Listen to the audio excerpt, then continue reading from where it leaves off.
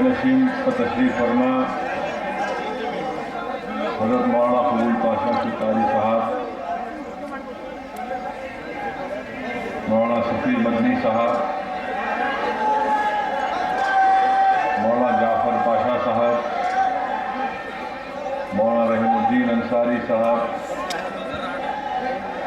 जनाब मौलाना असम्बली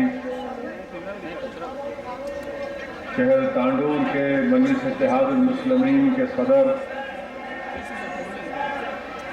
जनाब अब्दुल हादी साहब, मौजूद आदमी इकराम, बुजुर्गान मिल्लत, मेरे नौजवान साथियों, अजीज़ान मिल्लत,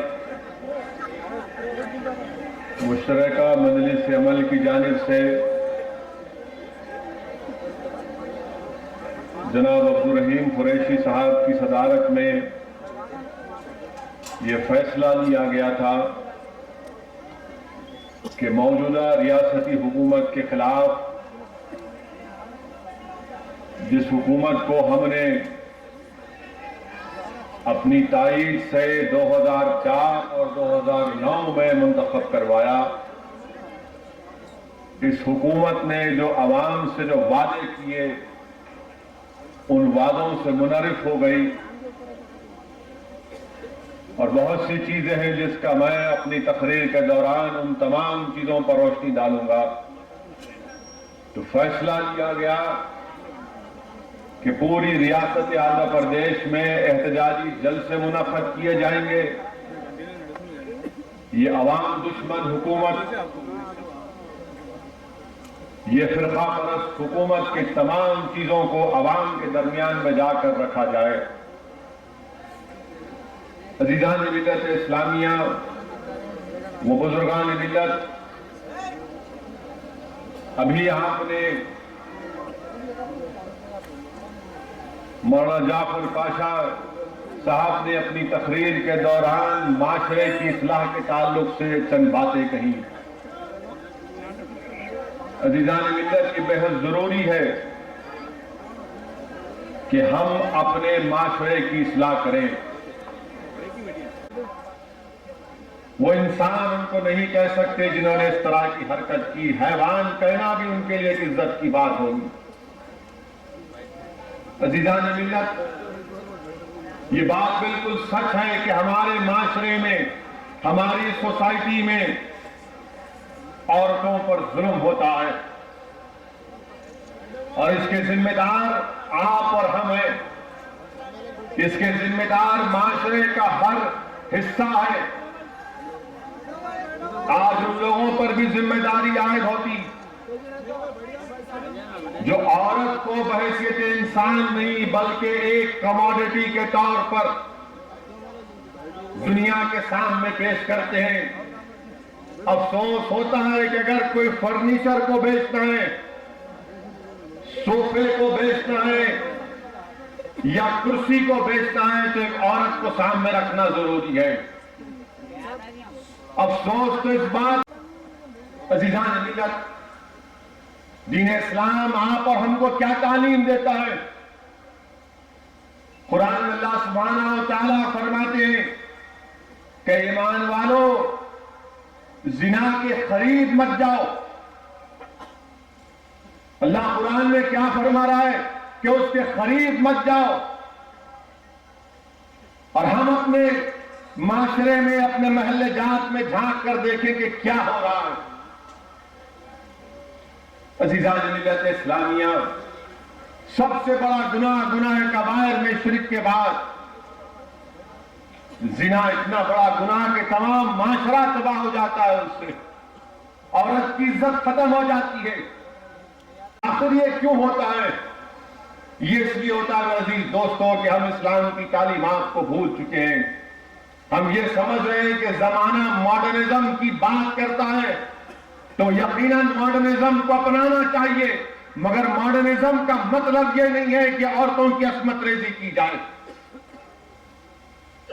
दीन इस्लाम क्या कहता है कि मां के पैरों के नीचे जन्नत है।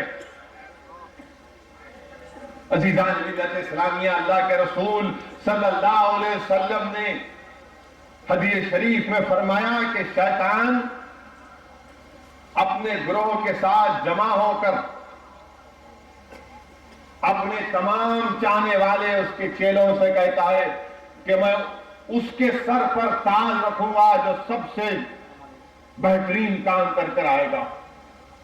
एक शैतान का ग्रोह जाकर काम करता आकर कहता है पैदा कर दिया, तो कहता है नहीं कोई और मिला देगा। फिर एक ग्रोह आकर कहता है कि हमने किसी को जिना पर राजी किया और वो जिना किया, तो फौरन शैतान कहता है कि हां मैं तेरे सर पे ताज रखूंगा। अजीजान मिल्लत इस्लामिया, जब तक माशरे में जिना रहेगा हम औरत को उसका जायज मुकाम नहीं दे सकते। औरत को उसका जायज मुकाम अगर मिलना है मेरे अजीज दोस्तों, तो हर घर में हर शौहर को अपने बच्चों के सामने अपनी बीवी की इज्जत करना पड़ेगा। जिस घर में जिस बेटी के सामने अगर उस घर का मर्द अपनी बीवी को मारता है, गाली देता है या उससे गलत रवैये से बात करता है, तो याद रखो तुम अपने बेटे को कह रहे हो कि हां मैं तेरी मां से इस तरह की हरकत कर सकता हूं तो तू भी हरकत कर सकता। याद रखो जाने मिल्लत, तुम जिस तरीके से अपने घर में अपने बीवियों से रहोगे, अपने बच्चों से रहोगे, वही तमाम आदत और अखबार लेकर और जिंदगी में आगे बढ़ेंगे। ये मोहम्मद सल्लल्लाहु अलैहि वसल्लम ने इरशाद फरमाया। और फिर औरतों की इज्जत लूटी जाती है। कानून में क्या है? यकीनन कानून में तरमीम होनी चाहिए। कानून में इतनी तरमीम होनी चाहिए कि अगर रेयरेस्ट ऑफ द रेयर नहीं, अगर ये प्रूव होता है कि एक शख्स ने या इस तमाम जानवरों ने किसी बच्ची की या किसी औरत की इज्जत लूटी, तो यकीनन उसको सजाए मौत मिलनी चाहिए। सजाए मौत कर आए दिल्ली में, बहुत अच्छा हुआ। इस इनकलाब की हिंदुस्तान को जरूरत है। इस तरह के जोश और जज्बे और मजारे की जरूरत है।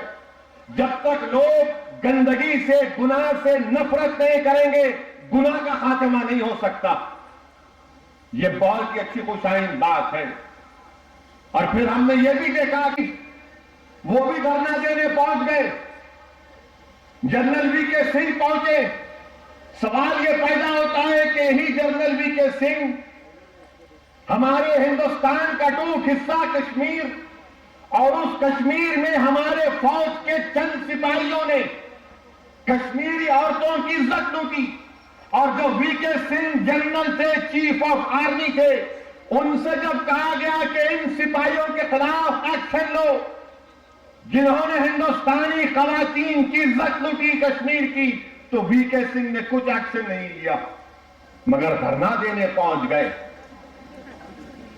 बाबा के साथ धरना देने को आ गए।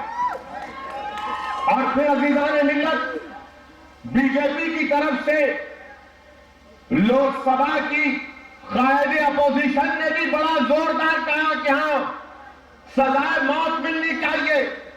मैं बीजेपी वालों के हाफिजात ताजा करना चाहूंगा और उनको 2002 को वापस लेकर जाना चाहूंगा, जब इसी लोकसभा में बीजेपी इख्तियार में थी, वजीर दिफा जॉर्ज फर्नांडिस थे, तो उसी लोकसभा के ऐवान में वजीर दफा ने गुजरात का दौरा करके आने के बाद जब लोकसभा में गड़बड़ हो रही थी, तो जॉर्ज फर्नांडिस ने खड़े होकर लोकसभा में कहा, अंग्रेजी के अल्फाज थे कि क्या आसमान गिर गया अगर किसी ने नेजे के ऊपर किसी की औरत का पेट काट कर उसमें से 2 महीने के बच्चे को निकाला तो क्या आसमान गिर जाएगा?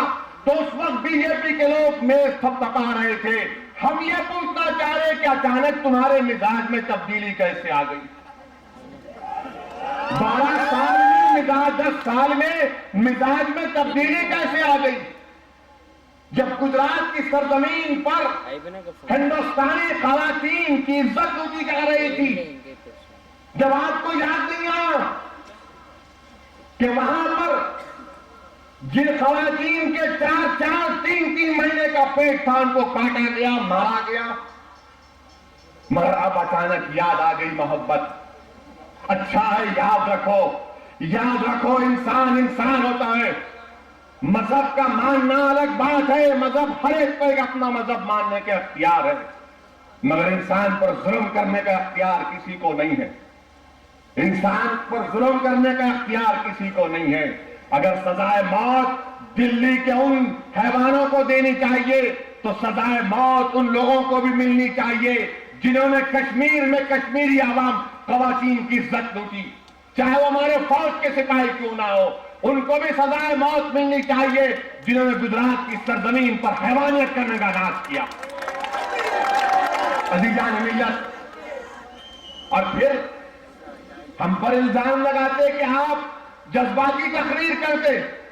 हाँ, जज्बाती तकरीर करते हैं, इसलिए करते हैं कि हम गुंगों की नुमाइंदगी नहीं करते, हम जिंदों की नुमाइंदगी करते हैं। कि तुम जज्बाती बातें करते हो, कुछ भी बयान देकर चले जाते, तो जरा तारीख के और आपको पलटाऊंगा। सुनो संघ परिवार और बीजेपी के चाहने वालों, क्या साबिक वजीर आजम अटल बिहारी वाजपेयी ने बाबरी मस्जिद के ताल्लुक से नहीं कहा था? क्या कहा था बाबरी मस्जिद के ताल्लुक से? इस धरती को समताल होना पड़ेगा, नहीं कहा था? ये कहा था। गोवा गए तो गोवा जाकर कहा गुजरात के फसाद की बात हुई तो वजीर आजम ने कहा कि ट्रेन किसने चलाई, ट्रेन किसने चलाई? ये मैंने कहा था। क्या गुजरात की सरजमीन पर अब जो मौजूदा चीफ मिनिस्टर तीसरी मर्तबा इलेक्शन जीत कर आए, क्या उस वक्त उन्होंने नहीं कहा था हर एक्शन का रिएक्शन? क्या उस वक्त उन्होंने नहीं कहा था कि रिलीफ बांटना चाहिए चाहे किसी मदद का हो? तो क्या उस वक्त चीफ मिनिस्टर ने नहीं कहा था कि तुम्हारे 2 और 15 को भी मिलना चाहिए? क्या उस इलेक्शन कैंपेन में उसने नहीं कहा जनाब अहमद पटेल के बारे में कि अहमद मियां पटेल? ये कौन कहता है? और तारीख को और आपको बैठाऊंगा तो किसने कहा था एक धक्का और दो पर बाबरी मस्जिद को गिरा दो? किसने कहा था ये? और आप बैठाओ तो श्री कृष्णा कमेटी के रिपोर्ट को देखो, किसने कहा? से भी मोहब्बत करो ना, इनको भी बुलाकर पूछो ये क्या बोले थे, क्या नहीं बोले थे? भूल गए? कैसा भूल गए आप? इतना जल्दी तो आप नहीं भूल सकते ना। हम फिरका परस्त, हम पाकिस्तान के एक हम पर इल्जाम। अरे पाकिस्तान से हमको कोई लेना देना नहीं है। मुल्क के टुकड़े हुए तो हमारे आबाद ने फैसला किया कि नहीं जाएंगे, हिंदुस्तान हमारी सरजमीन है, हम वारिस हैं इस मुल्क के, हम इस मुल्क में रहेंगे, हिंदुस्तान में रहा। हमने कभी अपनी जबानों से किसी भी जगह पर ना, अरे हमको क्यों मोहब्बत होगी उनसे? अफसोस मुझे होता है अजीज दोस्तों, क्रिकेट मैच होगा, इंडिया पाकिस्तान का क्रिकेट मैच हुआ, इंडिया सीरीज हारी, मुझे भी तकलीफ है, मगर उस पर गड़बड़ क्यों? अरे खेल है ना, कोई जीतता कोई हारता, नहीं हारे तो तुम जिम्मेदार, मैं कैसा जिम्मेदार? महेंद्र सिंह धोनी जिम्मेदार, मैं कैसा जिम्मेदार? वो खेलने जा रहे बोल्ड हो जा रहे, मैं कैसा जिम्मेदार?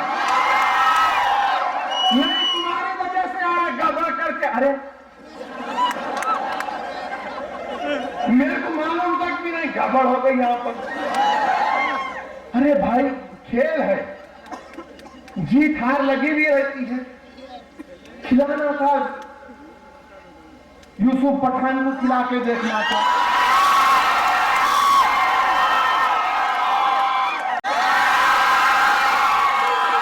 अच्छा उसको नहीं खिलाए, तेंदुलकर को बोलना था मैं पसंद करता हूं। बैटिंग करो, हो सकता हम जीत जाते उसकी बैटिंग की वजह से, मगर खेल को भी फिरका परस्त नजरों से देखना समझ में नहीं आता।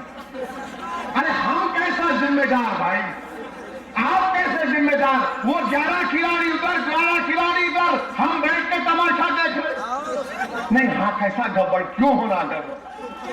यकीनन मैं चाहता हूं, मैं तो कायल हूं इस बात का कि हिंदुस्तान के खिलाफ में जितने पड़ोसी ममालिक हैं उन सबसे हमारे ताल्लुकात अच्छे होने चाहिए, चाहे बांग्लादेश हो, पाकिस्तान से।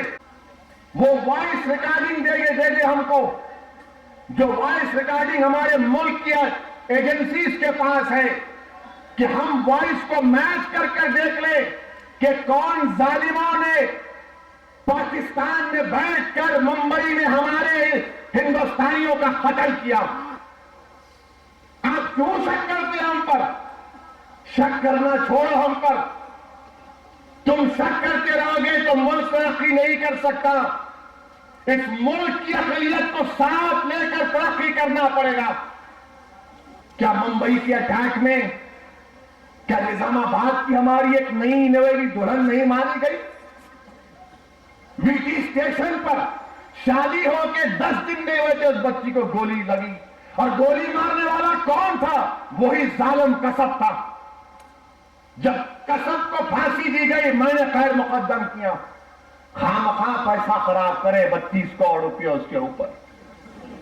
मगर हमारा जुडिशियल सिस्टम है, हमने तमाम जुडिशियल एवेन्यूज को एग्जॉस्ट किया, उसको मौका दिया और सारी दुनिया को बताया कि हमने उसको जुडिशियल प्रोसेस में हिस्सा दिया, हमने खैर मुकद्दम किया। नहीं, आप अजमल कसब की तारीफ करते।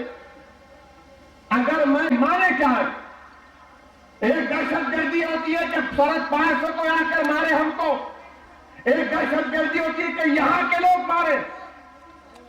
अगर किसी और उसके नाक के नीचे 3000 लोगों का कत्लेआम होता तो क्या वो जिम्मेदार नहीं होगा?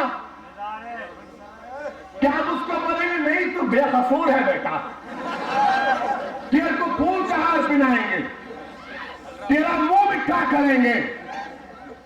क्या आप उस पर नहीं बोलेंगे? नहीं बोलना हमको। हमको गॉड गिवन राइट है। तुम दहशतगर्द, तुम कसब के चाहने वाले, हम तो दूध के धुले हुए। नहीं मेरे भाई, तुमसे कोई और डरते होंगे, हम तुमसे नहीं डरते। और डर और हम एक जगह जमा नहीं हो सकते। जिस दिन डर जमा हो गया हम खत्म हो जाएंगे। या डर रहेगा या हम रहेंगे। डर एक जगह नहीं जमा हो सकते। समंदर के दो किनारे अगर नहीं मिल सकते तो हम और डर एक जगह जमा नहीं हो सकते। यकीनन मुझे अपने मुल्क पर नाज और फख्र है, मगर इसका मतलब यह नहीं है कि तुम मुझ पर इल्जाम लगाओ, मुझे जलील करो और तुम ये कहो कि नहीं मैं नंबर 1 का शायरी, तुम दूसरे नंबर के नहीं। मैं भी नंबर 1 का शायरी हूं, तुम मेरे ताल्लुक से फैसला नहीं कर सकते। मगर नहीं, आप ऐसा करना, आपका काम यह कि हम जब आएंगे तो हमारे सर पे टोपी पहनाना, हम आपको जब बोलेंगे तो रमजान की इफ्तार की दावत करना, हमको एक मुंह में खजूर खिलाना। आपका काम ये। छोड़ो मेरे भाई, बहुत खजूर खिला लिए, क्या मिला? गुटली भी नहीं मिली हमको हाथ में, गुटली भी नहीं मिली। हम बड़ा खुश होते, मैं उसकी सर पे टोपी पहनाया। गुजरात का चीफ मिनिस्टर तो बोला नहीं सर पे भी टोपी नहीं पहनतो। अरे कई को पहनाने जा रहे थे उसको, मगर नहीं जाना है ना। अरे अम्मा बाबा की अपनी खिदमत करो, पढ़ाओ बच्चों को, नहीं वहां जाना। ये कब तक चीजों में जाओगे आप? मिनिस्टर साहब आ गए, ईद के दिन आ गए, ईदगाह के सामने ठहर गए, हमारे को बड़ा शौक, अरे 1-2 फोटो लेंगे इनसे, 2 फोटो ले लिए, आप बहुत खुश हो गया। अरे तेरा पेट भरा उससे, पुलिस का जुल्म खत्म हो गया,